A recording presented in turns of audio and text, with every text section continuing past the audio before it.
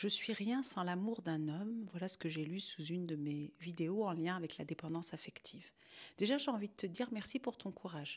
D'oser déjà écrire ça, d'oser te l'avouer, parce que c'est quelque chose que moi aussi j'ai pu ressentir en tant que thérapeute dépendante affective. Je sais même pas pourquoi je te dis thérapeute, c'est pour te dire que c'est pire, tu vois, parce que non, là, ça peut être un jugement. Non, ceci dit, revenons à nos moutons, parce que c'est pas drôle du tout, parce que quand on pense ça, on a l'impression de ne pas exister. On a l'impression d'exister qu'à travers le lien de l'autre. Si l'autre nous regarde, si l'autre nous répond, si l'autre porte de l'attention, on redevient ce soleil.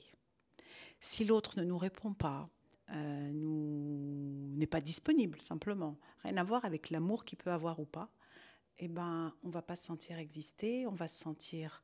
Le soleil, il va devenir plutôt sombre, il va y avoir un sacré nuage de vent et va se flétrir. Hein, et c'est une fleur qui s'ouvre, qui se fane. Et donc j'ai envie de te dire merci pour ce partage, merci pour ton authenticité. Et que c'est normal de ressentir ça quand on porte cette blessure de rejet, cette blessure d'abandon, qui font que quelque part, on s'est construite en l'amour égale être rejeté. Et c'est tellement insupportable qu'on a anesthésié cette douleur-là, ce vide qu'on ressent quand on est en manque. Et du coup, la moindre attention de l'autre, elle vient nous nourrir. Elle vient nous faire croire qu'on est en vie. Nous, on est déjà en vie. Hein, mais elle vient nous faire croire que c'est de la joie, qu'on respire pleinement. Et cette sensation d'être rien, on peut aussi l'avoir quand on sent pas le lien dans la relation amoureuse et que du coup, on se sent pas adapté à cette terre, pas adapté du tout à cette planète. On a une hypersensibilité où tout est amplifié, mais 100 000 fois, et des antennes d'empathie qui font aussi qu'on se met à la place de l'autre et qu'on peut tout accepter. Non pas parce qu'on est faible, mais parce qu'on peut comprendre et on a tellement la trouille de perdre le lien qu'on pense qu'on n'est rien. Et du coup, on va se mettre dans des relations évidemment toxiques, complètement déséquilibrées dans le donner et recevoir, souvent être la proie de manipulateurs, manipulatrices, c'est autant féminin qu'au masculin, de comportements pervers narcissiques. Et je ne te dis pas ça pour jouer le rôle de victime, parce qu'à un moment, quand on s'en rend compte, déjà d'écrire ça, tu vois, je ne suis rien sans l'amour d'un homme, ça voudrait dire que toi, tu n'as pas le droit d'exister. Ça voudrait dire que toi, tu n'as pas le droit d'être aimé. Ça voudrait dire que tu ne mérites pas l'amour.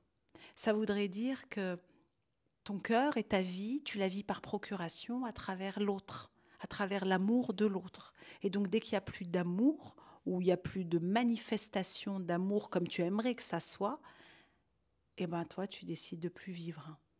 Alors, c'est un choix. La vie est un choix. En tout cas, chacun choisit de faire qu'est-ce qu'il a envie de faire de sa vie. Mais c'était déjà pour te dire que ce ressenti, il a du sens et il est normal. Après, c'est qu'est-ce que tu en fais? J'imagine, si tu fais partie de mon club, que c'est tellement douloureux, tellement désagréable, parce que l'autre n'est pas nous. Et évidemment qu'à des moments, tu vas être frustré, blessé, en manque, te sentir rejeté, abandonné, vu que tu portes cette blessure. En fait, le choix, c'est de se dire, est-ce que moi, je continue à m'abandonner, à me rejeter ou pas? Et donner les rênes à l'autre et partir de ce postulat, je n'existe pas si tu ne m'aimes pas, du coup, c'est t'abandonner toi. Je parle même pas de l'impact sur l'autre, qui l'autre, c'est pas son job, c'est pas son rôle, il n'est pas là pour ça. Donc, soit si tu tombes dans une relation toxique ou quelque part, d'une certaine façon, on va dire, dans les blessures de l'autre, ça va être arrangeant, parce que déjà, il va savoir que tu es là, quoi qu'il arrive. Et voilà, déjà, il y a ça. J'ai envie aussi de te dire que comment tu veux que cette personne, vraiment, elle t'aime et elle te respecte si toi, tu t'aimes pas et tu te respectes pas? C'est pas possible, c'est juste pas possible. Et donc, en réalité, tu as le choix. C'est ça qui est génial. C'est que tu peux décider de te dire bah, je suis rien à travers l'autre et de passer à côté de ta vie en fait. Tu vois, tu n'es plus là, tu es là, tu es à côté de ta vie. Tu es juste à côté de ta vie. Et c'est triste hein, parce que c'est hyper douloureux. Mais c'est ton choix. Hein. Ou alors tu dis j'en ai ras-le-bol de ça, déjà tu en as conscience et tu l'écris. Donc c'est déjà un premier toc, toc, toc. Et tu te dis, et tu peux te dire, bah tiens, et si je décidais à partir de maintenant d'apprendre à reprendre les rênes de ma vie et à m'autoriser à vivre ma vie. Tu vois, parce que là, tu as donné la reine de ta vie à la petite fille blessée en toi, celle qui porte le rejet, l'abandon, qui ne sait pas faire, à part se suradapter à l'autre. Et du coup, et attendre des miettes d'amour, et dès qu'elle a une miette, elle respire. Tu vois un peu, une miette, hein, une micro-miette. Et elle va accepter les humiliations, le non-respect, et tout ce qui peut aller avec, hein, la trahison, la maltraitance, l'injustice, tout ça. Elle va l'accepter, l'autre ne la force pas. Donc, tu peux inverser ça. Comment ? En déjà le décidant, en étant déterminé à te choisir. C'est un sacré combat.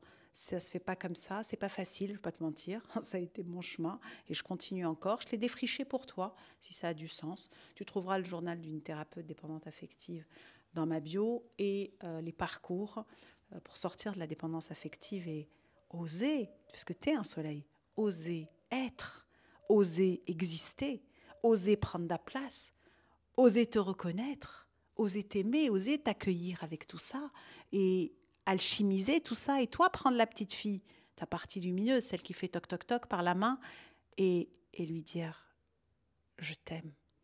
Je te demande pardon de t'avoir abandonné, de t'avoir rejeté. J'ai fait du mieux que j'ai pu. Et là, je vais prendre soin de toi. Et je vais apprendre à faire ça. » Et c'est tout un apprentissage qui demande du courage, beaucoup de courage.